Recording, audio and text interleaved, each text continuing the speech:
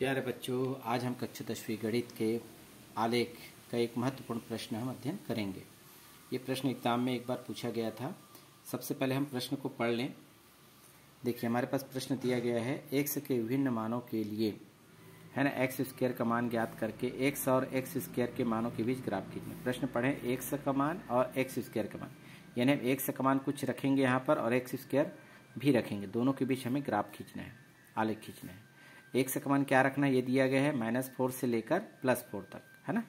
तो हम यहाँ पर x और एक्स स्क्वायर ले लेंगे। x ये वाला अक्ष x अक्ष के लिए होगा, ये वाला लाइन y अक्ष के मान रखे जाएंगे। तो पहले x का मान कहाँ से रखेंगे, -4, तो -4 रखेंगे पहले, फिर -4 से +4 तक चलना है, तो -4 से आगे क्या आता है इधर, -3, फिर -2, फिर -1, फिर 0 के बाद आता है संख्या रेखा 1, 2, 3 और 4, यानी प्लस में +1, +2, +3, +4। तो -4 से हम कहाँ तक पहुँच गए, +4 तक। अब इसका हमको एक्स स्क्वायर निकालना है ताकि हम दोनों के बीच क्या खींच सके, ग्राफ खींच सके। एक्स स्क्वायर मतलब -4 का स्क्वायर, यानी इस तरह से रफ कार्य यदि हम करके देखेंगे इस तरह से होगा, यानी -4 का स्क्वायर तो कितना आएगा, 16 आएगा। -3 का स्क्वायर करेंगे तो क्या होगा, 9 होगा। तो यहाँ पर 4 का वर्ग कुल मिला के 16 होगा, इसका मान 9 होगा। -2 का स्क्वायर करेंगे तो 4 होगा, -1 का स्क्वायर करेंगे तो 1 होगा। 0 का स्क्वायर 0, 1 का स्क्वायर 1, 2 का स्क्वायर 4, 3 का स्क्वायर 9 और 4 का स्क्वायर 60। यानी ये वाला जो आंकड़े आएंगे वो हमेशा धनात्मक में आएंगे, ठीक है। अब इसे हम ग्राफ में क्या करेंगे, प्रदर्शित करेंगे। तो ग्राफ में कैसे प्रदर्शित होगा ये देखना है। देखिएगा, ग्राफ के लिए थोड़ा सा बड़ा ग्राफ चाहिए, इसके लिए ध्यान देंगे आप। यहाँ पर सबसे पहले देख लीजिएगा, इस तरह से होगा आंकड़े। पहला निर्देशांक है, एक अक्ष में दर्शाएंगे ये वाले आंकड़े को, -4, -3, -2, -1, ठीक है। तो एक अक्ष पे पहले हम चर्चा कर लेते हैं। ये वाला देखेंगे, ये एक अक्ष है, ये वाला आपका है y अक्ष। एक्स अक्ष का प्लस वाला है, एक्स अक्ष का माइनस वाला है, ठीक है। तो यहाँ पर हम समान दूरी पर हमारे पास देखेंगे प्लस वाला मान क्या है, 1, 2, 3, 4, एक्स अक्ष की बात कर रहे हैं। तो एक्स अक्ष में इधर हम लेंगे 1, फिर 2 समान दूरी पर, फिर 3 और ये 4, ठीक है। इसी का देखेंगे यहाँ पर -1 से लेकर -4 तक है, ये माइनस वाले तरफ आएंगे, एक्स अक्ष का ही माइनस है। तो समान दूरी पर यहाँ पर लिखेंगे -1, -2, -3 और ये -4, 4 ही आंकड़े हैं। अब हम देख पा रहे हैं y अक्ष में आंकड़े क्या है, 0 है और सभी धनात्मक है ना। तो ये y अक्ष का ऊपर की ओर धनात्मक चलता है, y अक्ष के नीचे की ओर चलेंगे तो ऋणात्मक। तो हमारे पास पूरा मान क्या है, धनात्मक में है, तो y अक्ष में पूरे धनात्मक मान आएंगे। लेकिन 0 से अधिकतम कितना है, 16 है, इधर भी 16 दिख रहे हैं।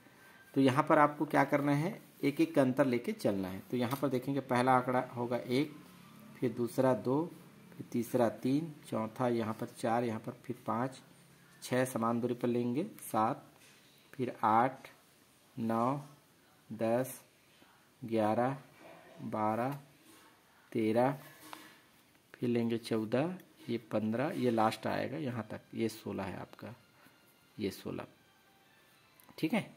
इसको और आगे बढ़ा लीजिएगा, ग्राफ थोड़ा छोटा हो गया, ध्यान देंगे। ये 16 यहाँ तक आएंगे। अब हमको निर्देशांक करना है -4 और 16, यानी एक अक्ष में -4 पर चलेंगे। देखिए एक अक्ष का -4, y अक्ष में कहाँ पर चलेंगे, 16 पर। तो y अक्ष का 16 यहाँ पर देखेंगे, 16 कहाँ पर है, यहाँ पर है। ये y अक्ष में चलेंगे 16 तक। अब दोनों लाइन को क्रॉस करेंगे, ये लाइन आगे इस तरफ बढ़ेगा और ये लाइन आगे इस तरफ से बढ़ेगा, तो दोनों क्रॉस होगा, कहाँ पर देखेंगे, आएगा यहाँ पर, है ना। लाइन को ध्यान से मिलाएंगे, यहाँ पर क्रॉस होगा। इसे आप चलिए नाम दे देते हैं, आप ए बिंदु नाम दे देते हैं, और इसका आएगा निर्देशांक -4 और 16। ये दूसरा है -3 और 9, तो -3 पर खड़े हो जाइए यहाँ पर, और 9 पर इधर से चलेंगे तो 9 यहाँ y अक्ष का 9।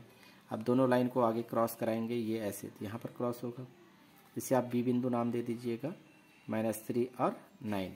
इसके बाद -2 और 4, -2 पर चलिए, -2 यहाँ पर है, और आता है 4 यानी y अक्ष का 4, ये पॉइंट, दोनों को आगे बढ़ाएंगे तो क्रॉस होगा यहाँ पर। इसे आप नाम दे देते हैं सी, बाहर लिख देते हैं यहाँ पर, -2 और 4। इसके बाद है -1 और 1 का निर्देशांक, -1 ये है, और y अक्ष में 1 चलेंगे तो दोनों क्रॉस होगा यहाँ पर, ये, इसे आप नाम दे देते हैं डी। इसका वैल्यू है -1 से 1, ठीक। अगला है 0, 0, तो 0, 0 यहाँ पर आएगा, दोनों का क्रॉस बिंदु ये वाला पॉइंट बना लीजिए। इसका नाम रख देते हैं ई, और इसे लिखेंगे 0, 0।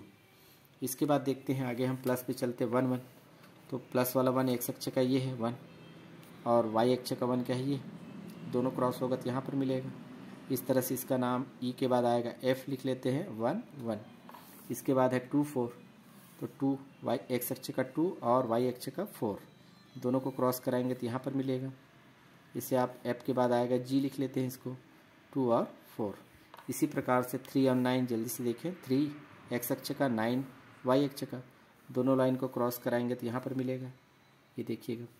तो इसे आप नाम दे, जी के बाद आएगा एच 3 और 9। अंतिम है 4 और 16, एक्स अक्ष का 4 और वाई अक्ष का 16 पे चलेंगे, देखिए अंतिम 16, तो दोनों लाइन को आगे क्रॉस कराएंगे, ये लाइन इधर बढ़ेगा, ये लाइन इधर बढ़ेगा, तो यहाँ पर होगा मिलेंगे आपस में। तो इसे आप नाम देते हैं, एच के बाद लिखेंगे आई और यहाँ पर लिखेंगे 4 और 16। अब सभी बिंदु को मिलाएंगे A B C D E F G H I को, तो ये हमारा फिर ग्राफ तैयार हो जाएगा। तो आप स्केल की सहायता से एक एक करके मिलाएंगे, ए को बी से मिला दीजिए, बारीक काम करना है आपको इस तरह से, बी को मिलाएंगे सी से, इस तरह से रखेंगे, फिर है ना सी को मिलाएंगे किससे, डी से, इस तरह से, और डी को मिलाएंगे ई से, ई वाला ये बिंदु है, इस तरह से मिला लीजिए दोनों को, ये ऐसे। ई को मिलाएंगे एफ से, तो दोनों को मिलाइए इस तरह से। इसके बाद एफ के बाद जी, एफ से जी को मिलाइए, ये इस तरह से। इसके बाद जी को एच से मिलाते हैं, ये, और एफ को आई से मिलाते हैं, आई वाला पॉइंट को इस तरह से। तो ये आपका ग्राफ तैयार हो गया, लेकिन आपको पैमाना भी लिखना होगा। तो पैमाना के लिए हमारे पास जगह नहीं है, तो मैं यहाँ साइड में लिख देता हूँ, ठीक। पैमाना एक्स अक्ष में 1 सेंटीमीटर बराबर क्या होगा, है ना। यहाँ पर हम देखेंगे एक्स अक्ष की बात हो रही है, तो 2 में 1 घटाएंगे तो कितना आएगा, 1 का अंतर होगा, तो यहाँ पर लिखेंगे 1, या कुछ वैल्यू नहीं दी गई है तो 1 इकाई लिख दीजिएगा। दूसरा है वाई अक्ष में,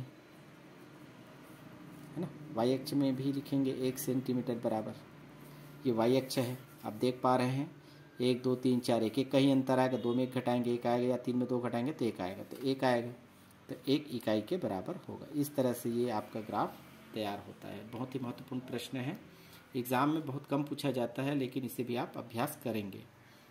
धन्यवाद।